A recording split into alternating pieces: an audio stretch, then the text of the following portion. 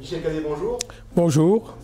Vous avez publié donc chez Trabucard Éditions Chapeau et bonnet révolutionnaire en Roussillon.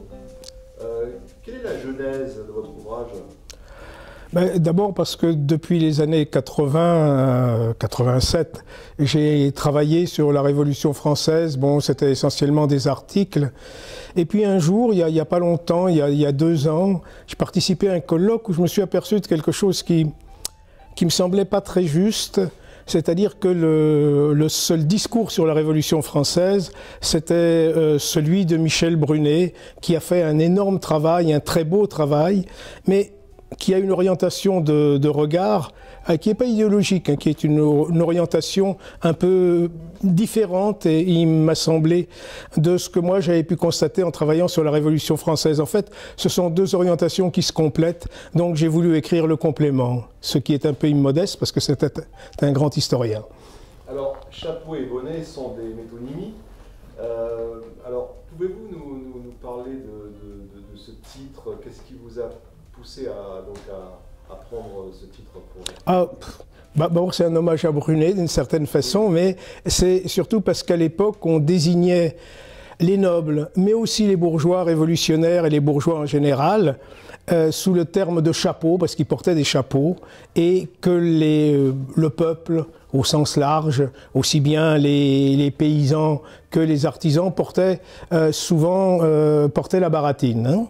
Donc ils portaient un bonnet, donc on parlait des bonnets et des chapeaux. Voilà, donc ça montre bien, ce que j'ai voulu montrer là, c'est qu'il y avait deux acteurs sociaux principaux et qui n'étaient pas uniquement des acteurs anti-révolutionnaires. C'est-à-dire qu'il y avait des bourgeois, mais ça on le savait depuis longtemps, qui avaient porté la révolution, quelqu'un comme Lucia, puisqu'on est dans sa rue, enfin un peu s'en faut, et aussi des paysans, des artisans, en particulier des Perpignanais, parce que Perpignan a été la ville révolutionnaire, pas entièrement mais largement, et puis aussi qu'il y avait des campagnes, c'est-à-dire qu'il n'y avait pas que Saint-Laurent-de-Cerdan qui était anti-révolutionnaire, mais il y avait Estagel, il y avait Canet, enfin je pourrais en citer 30 ou 40, des villages, et Oust, qui étaient des villages qui, eux, majoritairement avaient basculé pour des raisons diverses du côté de la Révolution. Et donc il y a eu à la fois des anti et des pro-révolutionnaires dans les Pyrénées-Orientales, et que tous les deux se revendiquaient de ce que ça serait quelque chose qui serait anachronique, mais de la catalanité, ou plutôt d'une originalité qui tenait au département, enfin au lieu, qui tenait aussi à la langue qu'ils employaient, qui tenait aussi à une civilisation, mais c'était pas réservé, comme il me semble que souvent on le dit, aux contre-révolutionnaires ou aux anti-révolutionnaires. C'est pas tout à fait pareil. Et donc j'ai voulu parler de ces gens humbles souvent, qui ont été aussi qui ont participé à la Révolution, et puis sur une période assez courte, qui est 1789-1795, parce que c'est la période où il y a eu une tentative incomplète, les femmes ne votaient pas, il y avait un suffrage en partie censitaire, mais enfin globalement il y a quand même eu une tentative de ce que nous on appelle la démocratie, et cette tentative de démocratie, elle s'est brisée, je crois, plus que sur la montagne ou je ne sais quoi, elle s'est brisée sur la guerre. Et ensuite, il a fallu attendre longtemps pour qu'on retrouve une esquisse de démocratie. En fait, il a fallu attendre 1848 pour la France, donc c'est quand même assez long. Hein.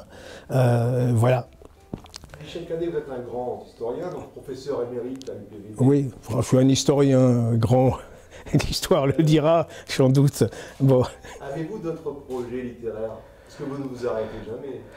D'abord, je m'arrête souvent. D'abord, je travaille généralement sur les représentations dans le cinéma, même si je travaille depuis 86 sur la Révolution, mais comme ça, là je m'y suis remis sérieusement. Ouais, j'aurais un projet. D'abord, j'aurais un projet de roman, mais à partir de sources d'époque. sur un émigré, donc sur un anti-révolutionnaire que j'aime beaucoup pour des raisons diverses et variées. Si un jour j'arrive à écrire le livre, vous verrez pour lesquels. Et puis j'aimerais m'attaquer toujours sur la même période, à un continent complètement disparu de l'histoire. J'en parle un tout petit peu, mais très peu, les femmes. Parce que effectivement, on a... les femmes pendant la Révolution, on a quelques notations par-ci par-là, mais comme c'était des hommes qui écrivaient et qui de toute façon pensaient que les femmes c'était mieux à la cuisine que dans la rue, voilà.